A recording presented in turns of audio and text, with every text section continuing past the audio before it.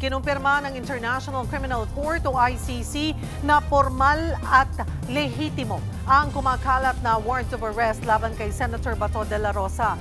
Kasabay nito, sumailalim naman si Senator Bato sa parliamentary immunity at humiling na pigilan ang pag-aresto sa kanya. Para pag-usapan niya, nasa linya si former Senator Antonio Trillanes IV. Magandang umaga po sa inyo, Senator. Salamat po sa oras. Magandang umaga po sa inyo, Ms. Cheryl, at sa ating mga listeners.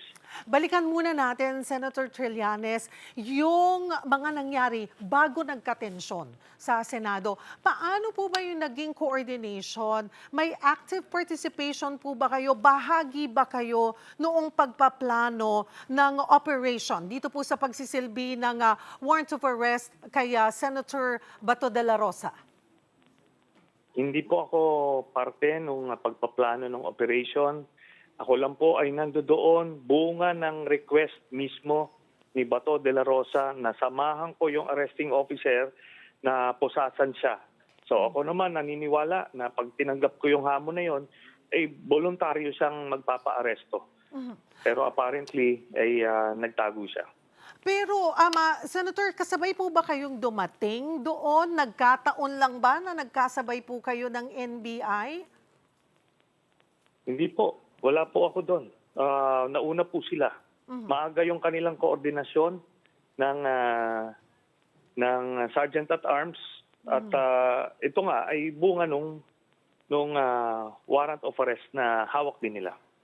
How did you obtain po? Nagkaroon kayo ng kopya nitong warrant of arrest mula po sa ICC? Kasi nga po, tinatawag na secret ito or hindi ito po ay sealed. How did you get a copy of it? Galing ko sa NBI. Alright. Yung ako lang po ang nagpakita sa media dahil para makita ng media kung ano yung nangyayari, kung ano ba yung hawak ng NBI, hindi naman sila ang humaharap. Yung mga operatiba doon, talagang magse-serve lang sila ng warrant.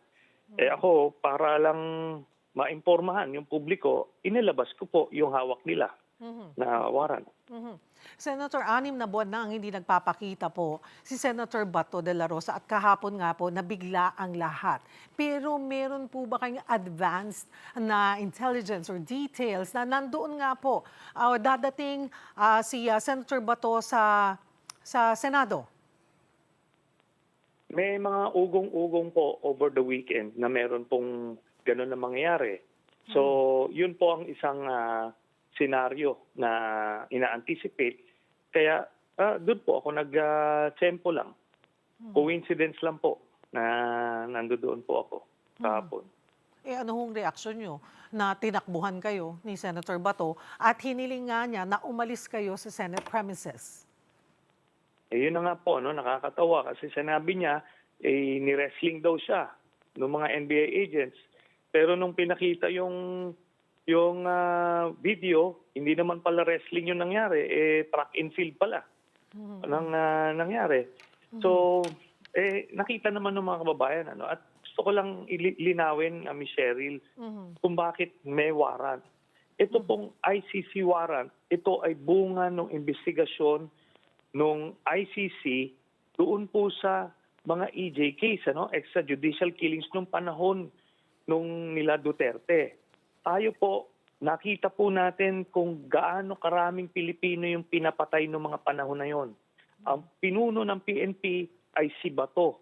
Siya dapat ang makakapagpigil nun kasi ang mandato ng PNP ay to serve and protect.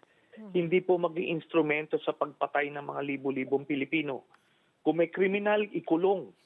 At kung may addict, iparehab. Ganun lang po kasimple. Pero ang ginawa ho nila, wala nga drug test, korsonadahan lang. Libo-libo yung pinatay. Yun po ang reason ko bakit siya may warrant. At ngayon po ay pinoprotektahan siya ng Senate. Kayo mismo, hinaina ng arrest warrant sa loob ng Senate premises noong 2018, hindi po ba, Senator? Ano ang masasabi niyo ngayon sa pagprotekta ng Senado kay Senator Bato?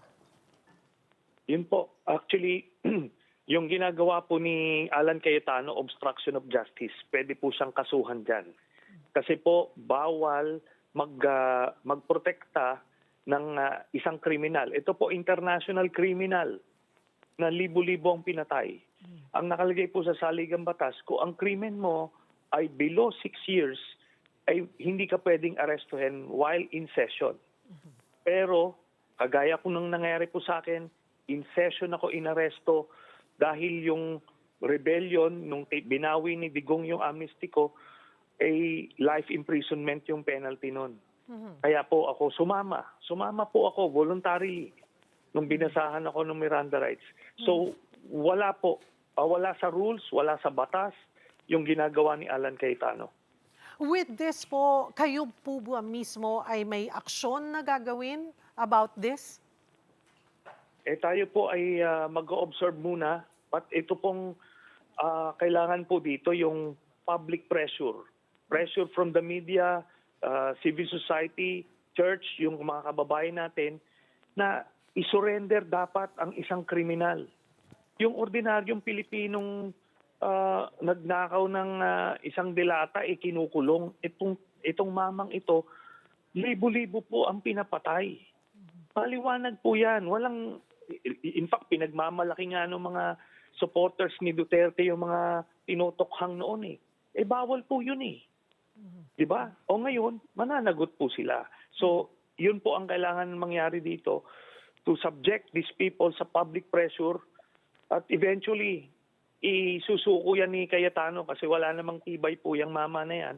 Pag nakasubject ng pressure yan, pinahamak niya rito si Bato dahil iningganyo niyang palabasin para lang makaupo siya bilang Senate President. Pero that is temporary. Ang bilis po niyan ma-undo. Isa, dalawang senador lang na lumipat, tanggal na naman siya. Yun lang po ang mangyari dyan. Although nakausap po namin si Senate President Alan Peter Cayetano kahapon, at sinabi, aminado naman siya naman in peace yung pagiging majority nila kasi 13 lamang po yung bilang. At so nakita niyo po yun, marami po kayong connection. So you knew or nakakuha na po kayo ng balita over the weekend na magkakaroon possible change doon sa Senate presidency at nandoon yung mataas na pagkakataon na dadating nga si Senator Bato para makuha yung kanyang boto? Opo, ganun po yung natanggap natin na impormasyon. Kaya tayo po ay naganda kasi alam nyo, 6 na buwan yan. Pero itong si Secretary John B. Cremulya ay hindi naman niya nahanap. Yung sinasabi niyang wala daw warrant, sinabi na nung kapatid niya 6 months ago na may warrant. Sana nag-usap sila. Sinabi ni Ombudsman Boying Rimulya may warrant, nakita raw niya . Bakit siya ngayon hindi naniniwala sa kapatid niya? Pero they never attempted to locate si Bato de la Rosa, kaya ito na. Sana naman ay hindi niya napakawalan ito.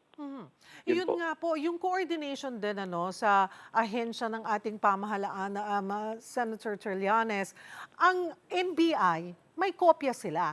Natanong niyo po ba, kasi yung kopya niyo po, di po ba sabi niyo nakuha niyo sa NBI, kailan po nakatanggap ng kopya ang NBI nito pong arrest warrant? Hindi ko na po alam, sa kanila po yan. Again, nandoon lang po ako para saksihan o samahan yung arresting team dahil personal ni-request ako ni Bato de la Rosa. Ganun lang po yun. At ngayon nga pong kinumpirma na ng ICC itong arrest warrant laban po kay Senator Bato. Ano na po yung inaasahan ninyong susunod na mangyayari? Considering na, ayun nga po, may pinoprotektahan pa muna ngayon ng Senado si Senator Bato. Ang nangyari po dito ay nagpasya po yung NBI na to de-escalate the situation ay mag-stand down. Pero si Bato ay he remains dun sa Senado at pagka nakakuha sila ng karampatang otoridad from local courts o kung ano man ang hinahanap, iso-surrender at iso-surrender yan. Doon din po tayo uuwi. Dediretso sa dahig kasi hindi po natin titigilan until makamit po natin yung hustisya.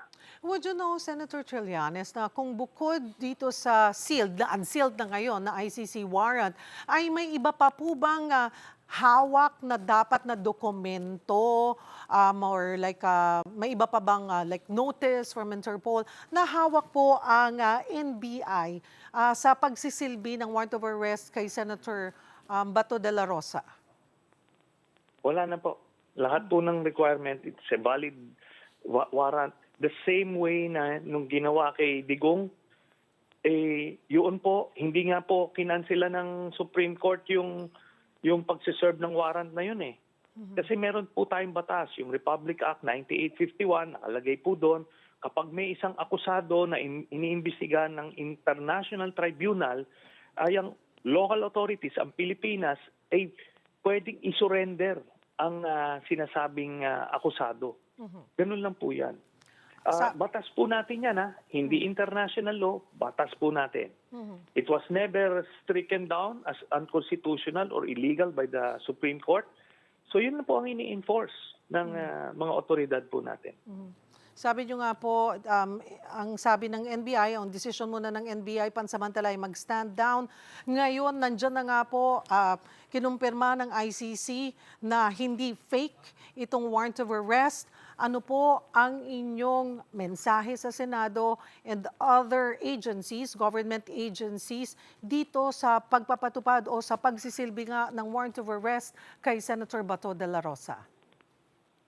Well, yun nga po, no? Nananawagan ako kay Senator Cayetano at dun sa ibang senador ng mayorya na gawin yung tama. Ang Senado ay hindi pugad ng mga pugante.